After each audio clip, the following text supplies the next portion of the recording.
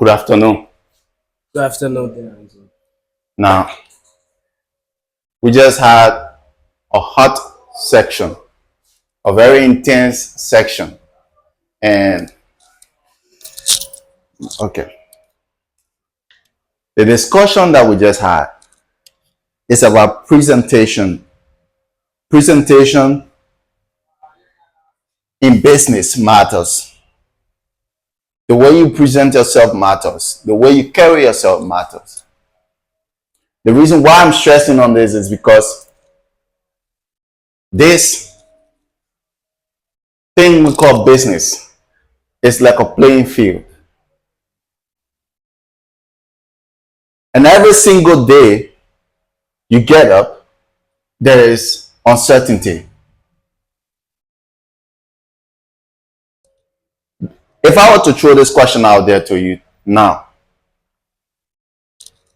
in what you consider a business, or what do you understand of this word business? For me, I would say business is like a field where you go and trade products or do certain things like go make like know what the people want, and let's just say know what the people want and try to provide something like they need that you think they will want to purchase or they want to buy. But it's a very interesting field to me. Okay. So it's about knowing what people want and Knowing what to produce, what to people will produce buy. and what they will buy. So basically, if I'm understanding what you're saying is business is like a trade of it's like a field where you trade values. Yeah. Okay. Good. That makes sense. And honestly, that's what business is. You trade value. The more value you have, what do you think will happen?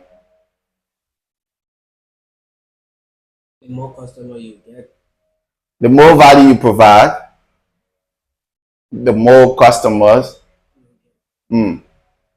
Okay. But in business, there are different factors at play, or you can say different individuals. I'm calling them individual because I think it's the only way. Now, in business, you have producer, supplier, distributor, consumers. This is how I understand it. This is how I understand the entire concept of business. For every single thing that is produced, or for every service that is provided, it's being provided for one single entity or one single group of people: customers, consumers. In business, you are trying to provide solution for who? Consumers or customers. Write this down. In business, you are trying to provide solution for consumers or customers. Now, if you look here, you see I drew a pyramid. Now, in the pyramid, I put the producer all the way up here. I put the supplier down here. I put the distributor here. And then I put the consumer at the bottom of the pyramid. You might look at it and feel like the supplier is king. Yeah. Right? From the onset, you feel like the supplier is the king. Correct? What do you see? If you look at this pyramid, what do you see? see first the producer. The producer, right? So how does that make you feel? What thinking this brings to your mind? Yeah, the producer is very, very important in the business. Yes, he's very important, but is he king? Yeah, yeah. You think producer is king? Yes. Okay, hold that thought. Hold that thought. Who do you think is king in the world of business? see the consumer and the customer, the king, and Oh, see this producer as the, let's just say, as the head. That's why I think you pull out the top, because without the producer, someone that get that idea to create certain product or certain thing that is value. I think you're saying it wrong. Let me cut you off. Um, you might, in your thinking, you might be, to you now, you're right, right? But if the consumers doesn't have certain problems, do you think the producer will go about looking for solution to solve that problem? Ah, do you still think the producer is king? No, I'm not saying the producer is king. What are you saying? I'm seeing two different things on the board. The Okay. supplier and the producer. Uh-huh. I'm looking at the supplier to be king and the producer to be like, Second inconvenience. All right. yeah. So we shouldn't go around on this. But let me make you to understand. In business, customer is always king. You know why? Because this is the people for whom a certain service is being provided for. This is the people who need or who create demands for a certain product or service. If there is no demand for reed diffuser, do you think we will sell reed diffuser? If there's no demand for room spray, do you think we will sell room spray?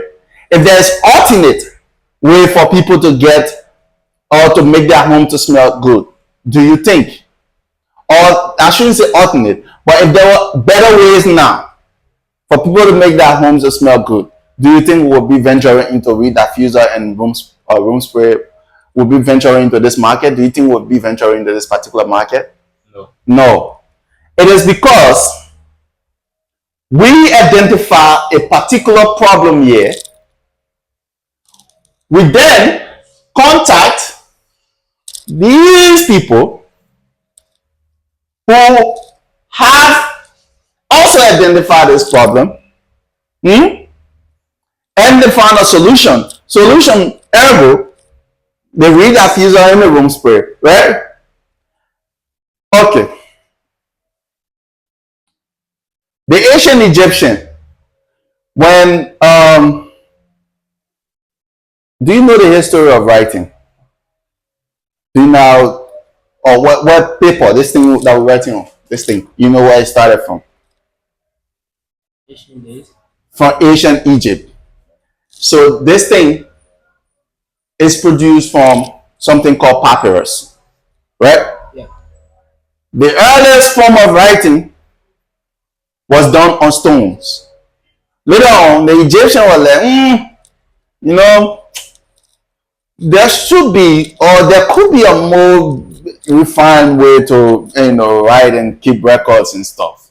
So stones were too heavy to carry about. So instead of carrying or writing on heavy stones, they invented paper. Right? Yeah. There was a problem. The problem was people love to write. People love putting their ideas down. But then again, the instrument that was used at the time was not convenient. It was not convenient because it was heavy. Who's going to take heavy stone and pack it in their bed to carry away? So they came up with a solution: paper from papyrus. The market have a problem. The problem is we want our home to smell good. We want to feel comfortable when we come from outside, when we come from work. After a long working day, you want to feel comfortable, right? You want to relax. You don't want to come home and walk into some musky or moody scent, right? Smelling mold from the wall and all that. You don't want to come home and start to smell burst pipes and sewage and all that stuff. Do you want to come home and walk into that kind of scent? Do you want to come home and walk into our house, smelling dirty dishes that you forgot. How do you get rid of the odor? Fragrance. Right? So the consumers had a problem down here. The producer look at it and say, you know what? Okay, I see this problem. I have the solution. I'm going to produce this. They produce fragrance for home.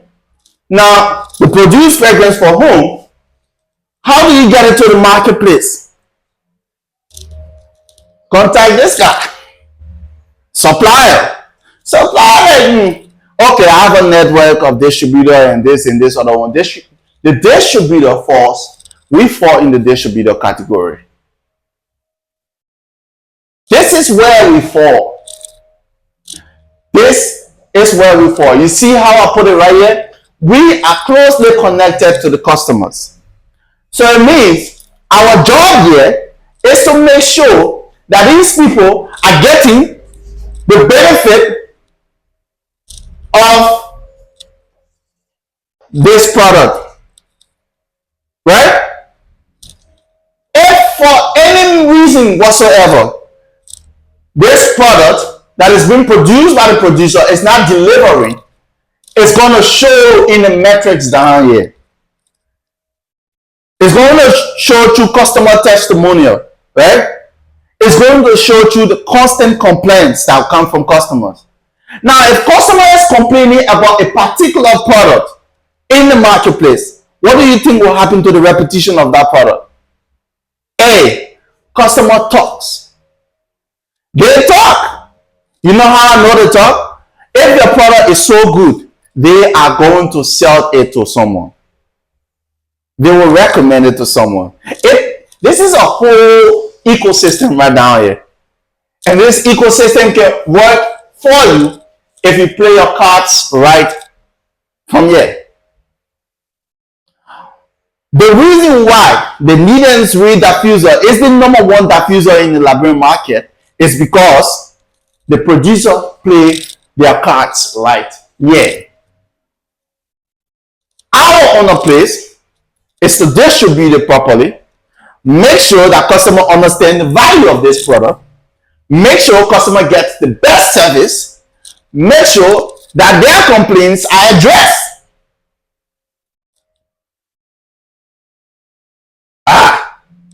You see it now. If the customer say, we don't need, this particular product, what do you think will happen? Do you think we'll still produce this thing? No. If the value for this is no longer needed in this marketplace, it will definitely not going to produce it. The customer is always right. Do you believe in that? Is the customer always right? Yeah. No. Wrong again. The customer is not always right, but the customer is king. And what do you do to the king? You serve the king. You serve the king. You obey the king. You pamper the king. You pamper the king. You make him feel good. If you make the king to feel good, what do you think is going to happen? The king is going to favor you. Trust me. The king will open his entire treasure and be like, take whatever it is that I want. That you want.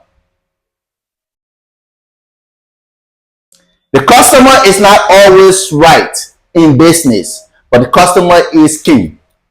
And that's something that you should understand.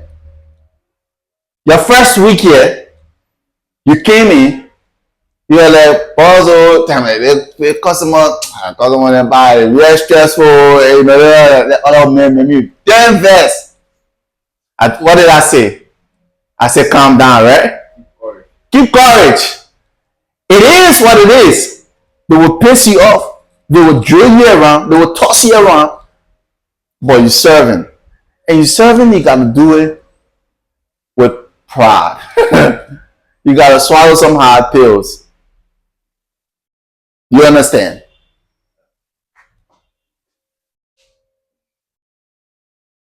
Customer service in this field of business is as important as the product itself. Just because you provide solution to someone's problem doesn't mean that you own the person. Just because you provide a solution for the customer down here doesn't mean that you own the market. You don't own the market. They do. But most times they don't understand that they own the market. Customers don't understand that they own the market. Producer, supplier, distributor, we don't own the market. These people does. These people are king. And we are here, we exist up here to serve the king. Are you learning something? Yeah. We exist up here to provide solution for the king's problem.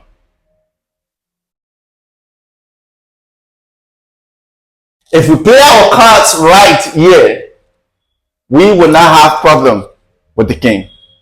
We will always have favor from the king. Do you understand? Yep. So, I will close with this.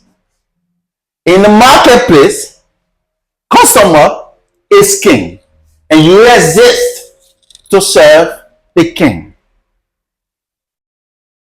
Serving the king means being gentle. Serving the king means always providing solution. Serving the king means always going above and beyond to make sure that the king's needs are met.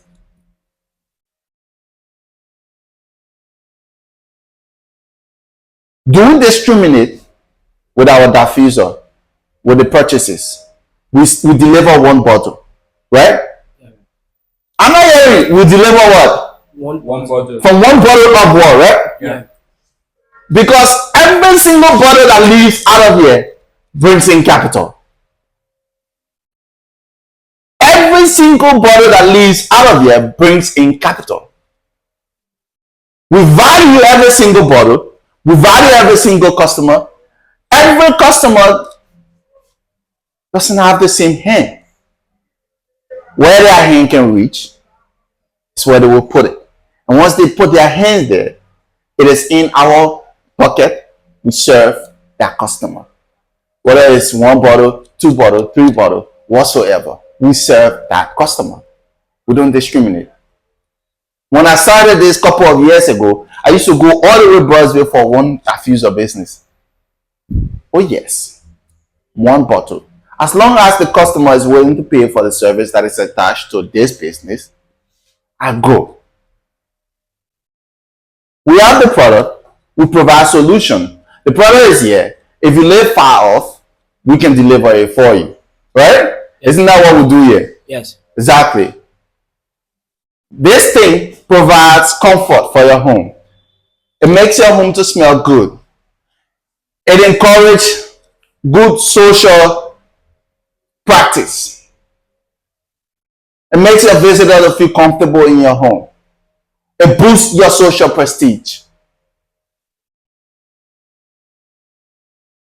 It showcases your sense of hospitality. This is not just fragrance. This is life.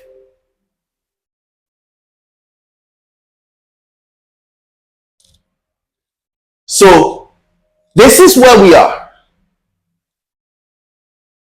And we are serving the king. The customer is not always right, but the customer is king. So when you leave from here, every customer that walks into this door, when you leave from here and go outside to make delivery, you should always remember that you're serving the king. You serve. You don't frown your face. Even if sometimes people wake up and they are in a bad mood, you should be the light. I know it can be difficult. Sometimes I have a very bad day.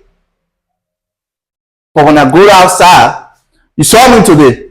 You saw me today, right? Yeah. Everything operates on frequency. The frequency that you will relate to your customer is what they will jump on. If you carry negative energy, they will capitalize on that negative energy, and you might end up losing a good customer. But if you're positive, if you're smiling, if you're talking calmly, if your customer is angry and you are apologetic and you providing solution, if you're calming them down, they will not say it in front of you. But when they go to their friends, they'll be like, those people have good customer service. Sometimes they do it intentionally to test you, to test your business acumen, to test your customer service. And this is something that all businesses around should learn. You as a business, you are constantly being tested by customers on a daily basis. Every single individual that walked into your space, they didn't come just to buy a product. They came to buy a product, and they came to experience, particularly to experience your business. So guys, you in this playing field, you are shark, but you are not using a sharp teeth to bite. Let that sink in. You are a shark, but you're not using a sharp teeth to bite.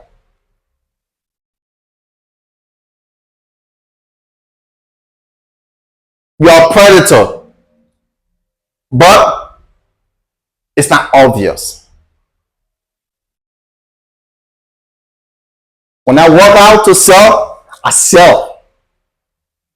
All the time we went out to sell, when we really go out to sell, what do you see? What do you see happens? We sell. People happy. Exactly. People happy. People are buying. People are cheerful. Why? This will take you guys time to learn. But if you hone your skill every single day, if you pay attention to detail, if you learn consistently, if you practice consistently, you don't go out and deliver something to the customer and then keep your mouth shut. Greet them first. Engage into conversation. Ask sensible questions. If it is a recurring customer, ask them about their experience about the product. Do you get? So I'll close this section today. But I hope that you learn something. In this pyramid, everybody is important. Everybody is valuable. Everybody is providing something to one another. Do you understand? Understanding your position in this pyramid will gives you the edge in the marketplace. As distributor, we understand where we are. We should understand where we are and who we are here to serve. So guys, this is it. This is the end of today's section. And I'll take any question if you have any.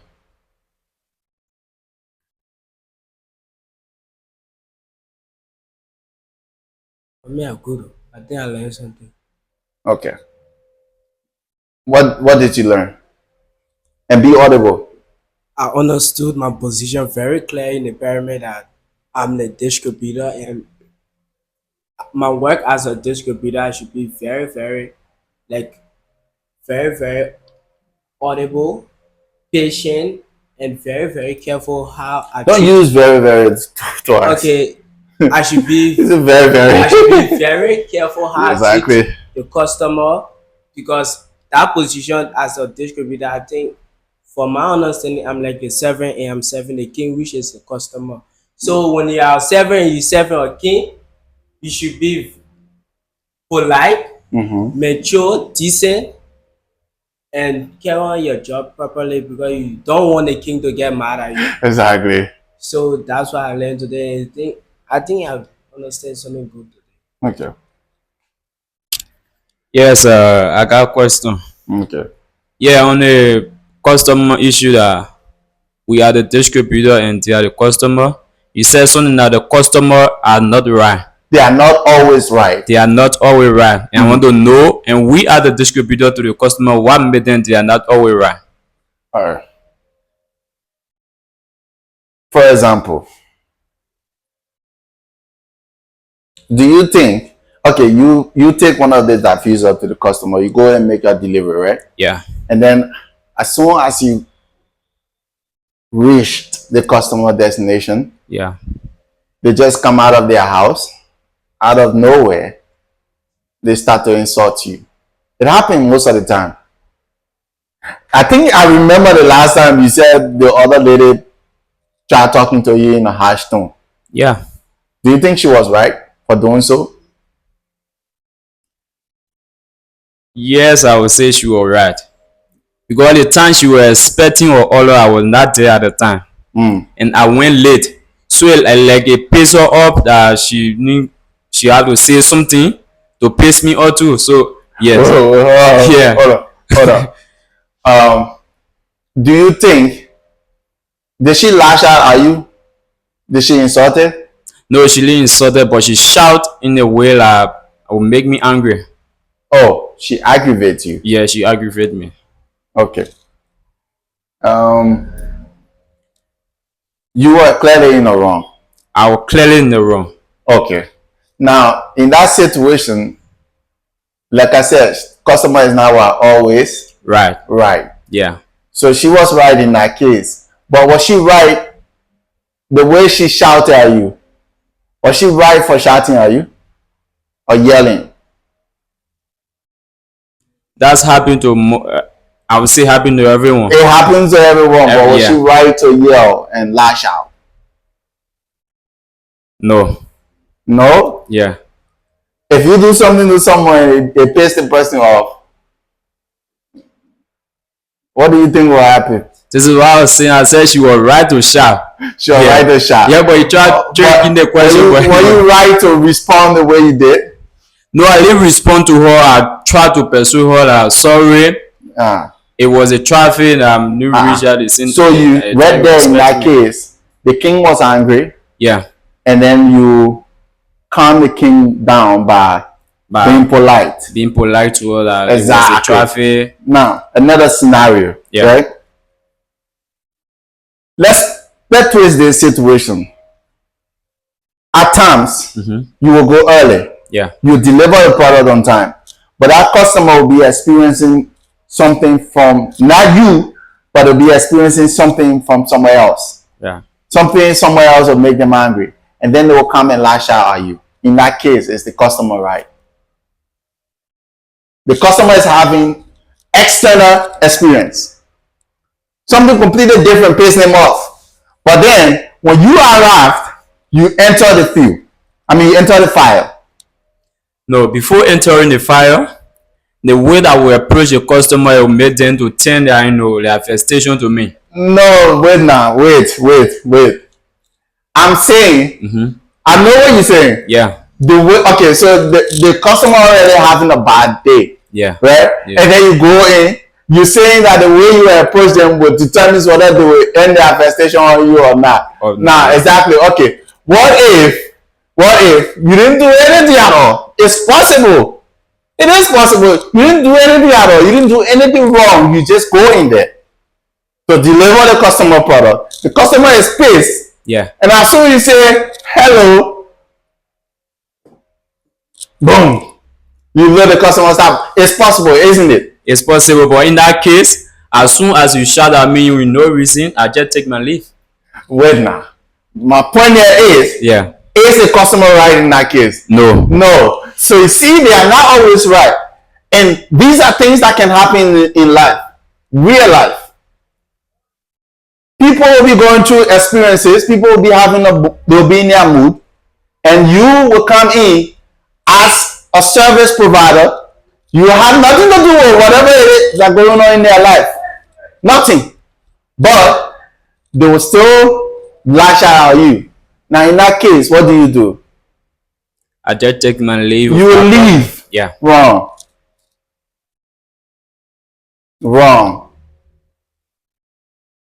I'll explain this to you. One time, it was raining. I was under the rain.